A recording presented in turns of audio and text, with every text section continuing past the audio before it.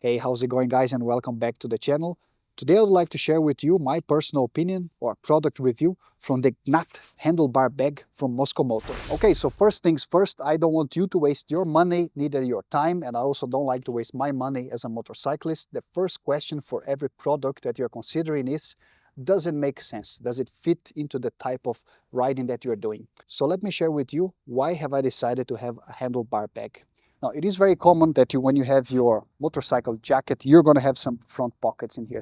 So in my case, I'm usually using the off-track H2O from Revit that has two large pockets here in the front, and they're quite convenient because they're water resistant, so they are not waterproof. You cannot go for a swim with them, then of course water is going to get inside, but if it's raining, the way that it flaps over my jacket, it protects my documents, my electronics, my mobile phone from the rain. With that said, the limitation that I see is if it is raining, I'm going to put a rain jacket over everything, so I no longer have access to my pockets. Now, I'm located in Europe, so it is very common that you're going to be crossing borders and also paying for road tolls. So it is quite convenient to have access to your pockets. The next usage that I see in here is if, for example, you have your navigation device or your phone and you want a way to charge your devices. So you can either put a battery bank here inside, and then from the battery bank you can pull a cable to your devices. In my case, what I'm doing here, I do have a USB cable that connects from my battery, and I route it all the way here to the front of the motorcycle. But this USB charger, it is hidden inside my bag because there's an opening at the bottom of the bag exactly for that. So I can route my cable, the USB cable that is connected to my battery, inside the bag. And the last point in here is you just don't want to carry stuff on you. It could be because of your jacket or your riding gear doesn't have pockets. So then you can outsource, you can shift the weight. Instead of being in your body, you just put it inside the bag. So this is the purpose. That's why I see that's how I see the usage of a handlebar bag. So with this argument out of the way, the next question is this a good handlebar bag? So let's take a look in detail. The first criteria for me is what about the size and how does it fit in your motorcycle? So I have a CRF 300L. I have it mounted a little bit offset to this side in here. The reason for that, and I could mount it right in the middle, but I have offset it on purpose because then, let me just take my phone. When I have my phone in here, I can just take the cable and connect like this.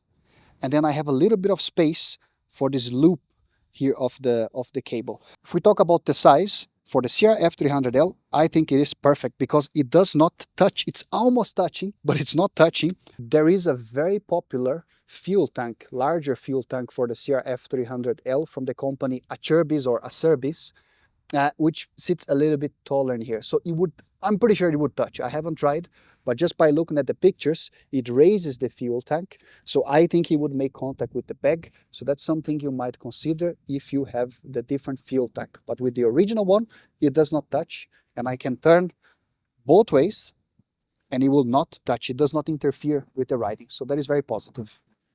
Now, how do you attach this to your motorcycle? So you have a volet strap. I'm just disconnecting. You have two of them. I simply pull the strap out. So this is as simple as it gets. And you can see that there are some different loops. So I could move the position of these straps. They hold the bag in place. They never came out. And since it is made of rubber, there is always some kind of a tension. So once you lock it in place and you stretch it a little bit, since it's rubber, the rubber already has a higher friction against my handlebar. So it is really fixated well in place. So I like that. The mounting system, I think, is very positive. So here's a first little trick of this bag. Here on the left side, there is a Velcro pocket or an entrance, a door in here. So you should make sure that when you bring your USB cable, you bring it on the left side of the motorcycle so you can insert it in here. If I would have put it on the opposite side, it wouldn't be ideal. So I can just loop, I can put the cable inside the bag. So now here I'm catching the USB inside. There it is. So now the cable, you see, is inside the bag. And then I take the straps and I just put it around my handlebar. You can see in detail. Just loop it like this.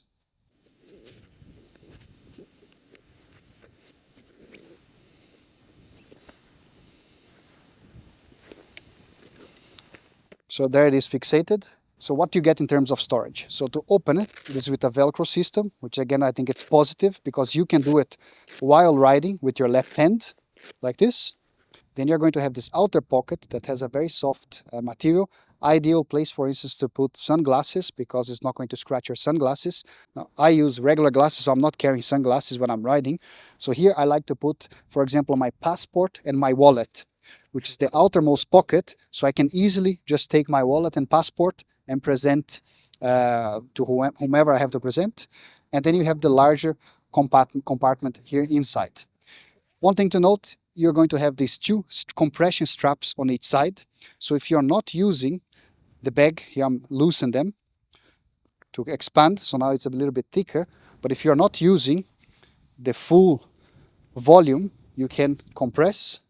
So your things, why would you do that? Because if you have electronics, they're not going to be moving inside. You just compress so everything is tight. Very nice detail. I mean, I've never thought about it, but I think it's good that you have the option to compress it. And on this flap, as you open, you can see there are two loops in here. And I don't know if these loops were made for you to pass a cable through them. Maybe it was for a pen or something else, for a tire pressure gauge. But I like to use them for my cable, because the cable, which is connected to my USB routing from my battery, enters via the bottom of the bag. And then in here, I have the cable that goes to my phone. So actually it is always routed right here at the edge on the inside of this flap. Then I put it here. So I think that's very handy. It was a nice touch to have these loops in here, elastic loops in here. Now let's take a look inside. So what could you realistic fit in here? I'm going to put my phone in the outer pocket like this. Let me loosen the compression straps. And here I have a multi-tool. I have here a tire pressure gauge. And then I have some electronic cables. I don't have my wallet, but of course you can fit your wallet in here. You can look, I can fit my entire hand like this. Since I'm recording videos, I also had my action camera here inside. All of this fits in there. And inside you have some compartments. So there is a mesh, you have two meshed parts. So there's a central compartment. Then against the walls, the inner walls, you have mesh pockets that you can put loose items. So here you can see I have my ear protectors, I have some super glue, I have a thing to fixate my action camera. So far so good, but is there anything that could be improved? And in my opinion, yes. One of the things that I'm carrying extra inside here in one of these mesh pockets is a Ziploc bag. And the reason for the Ziploc bag is because this bag is not water resistant or waterproof. I mean, waterproof, I wouldn't call it waterproof because it requires you to really be able to dip it inside water. And I'm not expecting that, but it should be rain resistant, and that is not the case. So this material here will absorb the water, and then if it's raining a lot and you're outside in the rain for a prolonged period of time, water will get inside. So what was I doing? I was taking my phone and my passport or anything that I don't want to get wet, put it inside a Ziploc, and then I put it and then I would put it inside the bag once again. So I would love to see at least just this outer shell that wraps around here, that this part here, this flip over section, to have some kind of maybe a plastified material. I mean, I'm not the expert in constructing anything, but as a user, that there was some level of water resistance in here, at least that I would feel comfortable to leave my sensitive items inside the bag without a Ziploc. And now here I have more of a suggestion. I would love to see Mosko Moto being able to implement this, because I just think it would be great. Like, I was even thinking of making this change myself somehow, but I'm not going to do it. The width, okay, the width of the stop section here, it is just the perfect width for my phone. I would love to have an option to just put my phone in here. And again, if there was some kind of water protection, and just insert my phone, and then the cable would come from inside the bag and plug on my phone. Maybe my wish list is too big, but I would put it in here so I can have my navigation directly on this bag instead of having it separate. I would love to see that. So with all of that said, the question remains, is this a good product? Do I recommend this product? Well, I really enjoyed it. I used this bag in here on the first long trip. It was a Trans-Euro Trail that's similar to the BDR in the United States, in Bosnia and Montenegro.